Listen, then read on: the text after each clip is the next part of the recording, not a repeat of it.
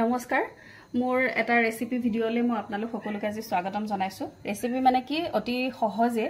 আপোনালোকে সকলোৱে বনাই খাই থাকে তথাপিতো মইনো কেনেকৈ বনাও আজি হেতুকে আপোনালোকক দেখাম বুলি উলালো আহকচোন ভিডিঅ'টোলৈ আগবাঢ়ো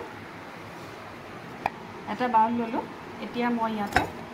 পিয়াজ দি দিছো ইয়াত 4টা পিয়াজ লৈছো মই যেহেতু আধা কেজি মটন হয় তাৰ পিছত অকনমান আদা নহৰু পেষ্ট লৈছো তাৰ পিছত অকনমান জলকীয়া খুন্দি লোৱা লৈছো এতিয়া ইয়াত মই মছলা ব্যৱহাৰ কৰিছো প্ৰথমতে দিম কাশ্মীৰী মিৰ্চ তাৰ পিছত মিট মছলা তাৰ পিছত জিৰা এখিনি সকলোৱে দিয়ে বাৰু যিখিনি বেসিক মছলা আৰু অলপ জালুকৰ গুৰি এতিয়া মিঠা তেল অলপ মই একদম ধোঁৱা ওলাই যোৱাকে গৰম কৰি ললো এতিয়া মই গৰম তেলখিনি পিয়াজ মানে যিখিনি মই পিয়াজ মছলা কৰি থৈছিলো তাত ঢালি দিম তাক তেলখিনি অকমান ঠাণ্ডা হ'বলৈ দিব তাৰ পিছত মই ধুনিয়াকে এখিনি মঠি লম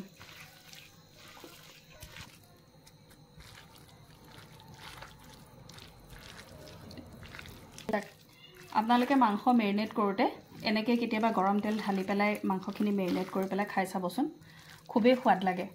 মই এনে ধৰণেই বনাও আসলতে সেই কাৰণে হে ৰেচিপিটো আপোনালোকৰ মাজলৈ লৈ আহিলো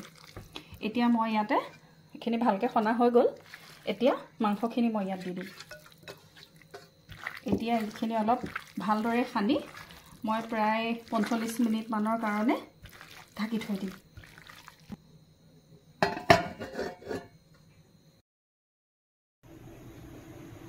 কেৰাহীত তেল দিলো অলপ যেহেতু অথনি মই তেল দিছিলো এটা কমাই দিছো তেল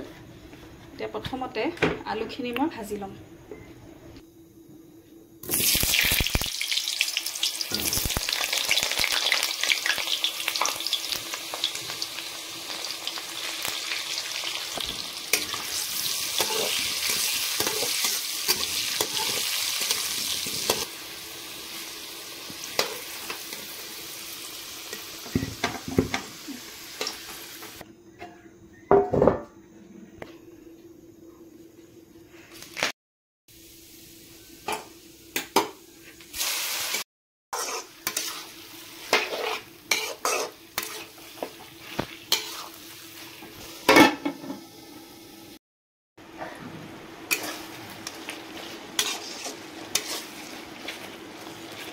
মাংসখিনি আধা সিজা হৈ গল এতিয়া মই ইয়াতে বিলাহী দি দিম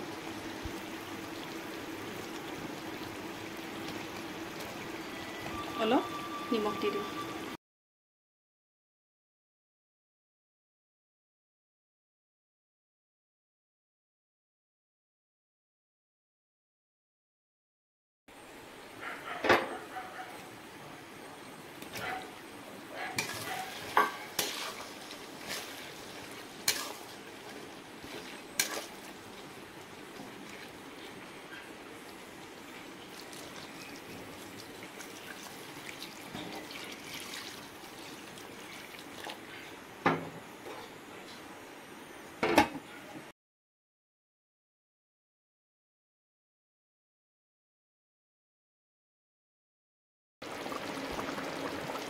এতিয়া ইয়াতে অলপ মই গৰম মছলা দি দিছো এতিয়া 5 মিনিট মান ঢাকি থৈ দিম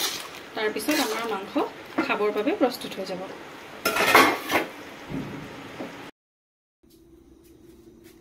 বন্ধু বান্ধৱীসকল আজিৰ ভিডিঅটো যদি আপোনালোকৰ ভাল লাগিল তেনেহলে মোৰ পেজটো ফলো কৰিবলৈ নাপাহৰিব আৰু যদি আগলৈকো আপোনালোকে এনেকুৱা ৰেচিপি ভিডিঅ বিচাৰে তেনেহলে প্লিজ এটা কমেন্ট কৰি লাইক কৰিবলৈ নাপাহৰিব ধন্যবাদ